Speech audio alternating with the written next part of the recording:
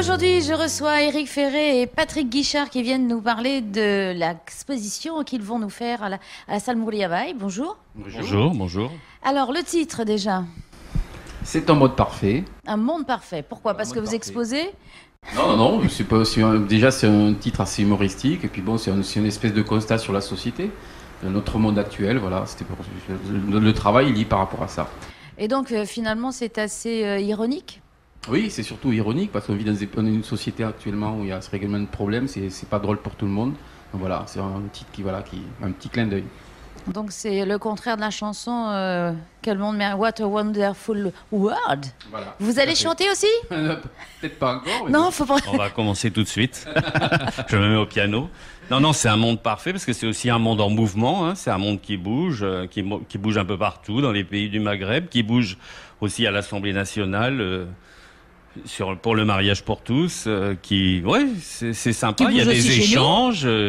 Il y a des échanges. Et puis on voit des fois le vrai visage de certaines personnes. Il se dévoile. Il y a un peu de violence qui se dévoile. Enfin, Tout à fait. Voilà, c'est vrai. Ouais, c'est intéressant de pouvoir échanger. On découvre des gens aussi. Alors, c'est finalement l'exposition, la peinture, c'est une façon de pouvoir communiquer avec les gens ou de les faire s'exprimer quand ils regardent vos toiles?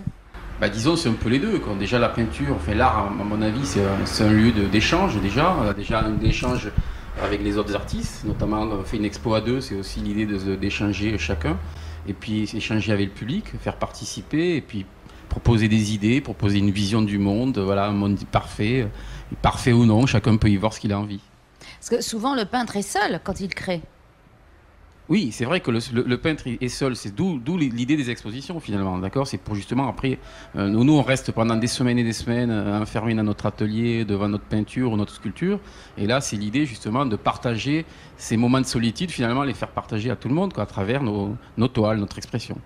Oui, parce que bon, tous les deux, vous avez une façon d'exprimer vos sentiments sur vos toiles qui n'est pas tout à fait figurative, hein, on va dire, on va pas faire peur aux gens. C'est plutôt entre abstraction ou symbolique. Et comment vous faites quand vous avez des gens qui vous en parlent de votre peinture?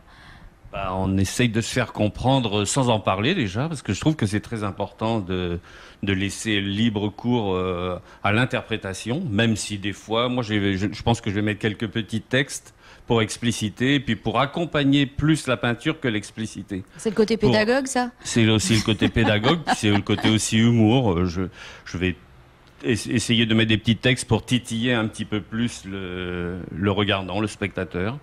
Et puis on a deux peintures qui sont totalement différentes, mais qui se regroupent pas trop les thèmes, mais plus on a une approche un peu pareille disons, des grands thèmes tels que la religion, peut-être la société, même si on n'a pas la même transcription picturale. Alors en fait, les artistes sont là pour se faire s'interroger le public.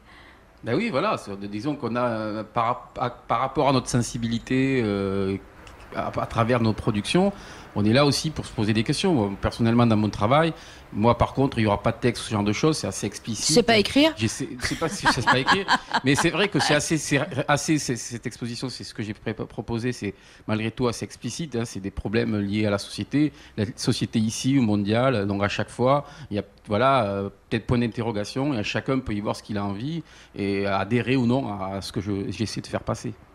Alors, est-ce que c'est une peinture qui s'adresse plutôt aux jeunes pour qu'ils s'interrogent, ou à un public averti, ou à d'autres amis peintres? Moi, je dis de 7 à 77 ans. Passé 77 ans, ne venez pas, vous venez juste au vernissage. Non, c'est ouvert à tout le monde. Ils viennent acheter ce vernissage. Oui, ou alors les gens très riches qui ont passé 77 ans, bienvenue. Non, c'est une peinture pour tous les regards. Enfin, je veux dire, chacun y voit ce qu'il veut. On n'a pas la même façon, ce que je disais, de traiter peut-être les sujets on peint pas de la même façon, mais oui, et puis on est là aussi pour répondre à des questions, pour ouvrir le débat. Alors, elle ouvre quand exactement cette exposition? Alors, l'exposition ouvre le 26 février, mardi soir, c'est-à-dire le mardi. soir du vernissage, donc jusqu'au samedi 2 mars, donc fermeture à midi. Donc, Est-ce que les gens peuvent quand même, avant le vernissage, si c'est le mardi, venir faire un petit bien tour? entendu, l'expo de toute façon, elle est ouverte le mardi toute la journée, hein, d'accord. Le vernissage, c'est le mardi soir, mais l'expo, dès 9h du matin, elle est ouverte au public. De ce côté-là, il n'y a pas de problème, étant donné que l'accrochage se fait le week-end, se fait quelques jours avant. Oui, même le lundi, ils peuvent venir jeter un petit œil de curieux. Si les gens ils veulent bien, mais de toute façon, il n'y a pas de problème, quoi. Alors, vous êtes là tout le temps. Comment ça se passe? C'est ouvert à quelle heure? 9h, midi Donc, c'est de 9h à 17h tous les jours, non-stop, ouais, journée continue. Donc, disons qu'avec Patrick, on s'organise, on se relaie, d'accord. Il y aura toujours quelqu'un qui sera sur place, on fera une permanence. Et puis voilà, quoi, pour l'intérêt de cette expo de travailler à deux, c'est justement de pouvoir partager, mais aussi de pouvoir échanger avec les gens.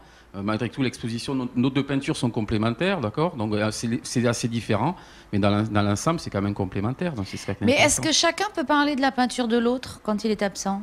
Bien sûr, bien entendu, oui. Alors comment tu parlerais de la peinture de Patrick? La peinture de Patrick par rapport au fait son nouveau travail, c'est surtout là, au niveau...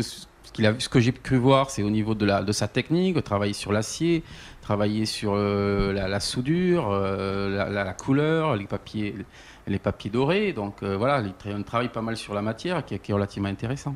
Et toi, Patrick, tu parlerais comment? Moi, je peux rien dire, il est plus fort que moi. Alors, non, moi j'aime bien dans sa peinture la perception d'un travail spontané, mais que je sais qui repose sur une profonde réflexion et une recherche.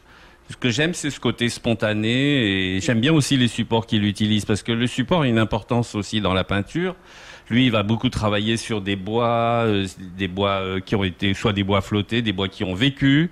Et moi, je travaille en ce moment sur le métal. Je travaille avec le feu. Je travaille avec toujours un peu, bien sûr, les feuilles d'or, les feuilles d'argent, mais je les maltraite un peu davantage par le biais du feu. Il vaut mieux les maltraiter que maltraiter ta femme. Elle est plus forte que moi, elle aussi. Elle est plus forte que... Puis elle a des moyens de pression. Donc, en fait, vous êtes en phase. Voilà, tout à fait.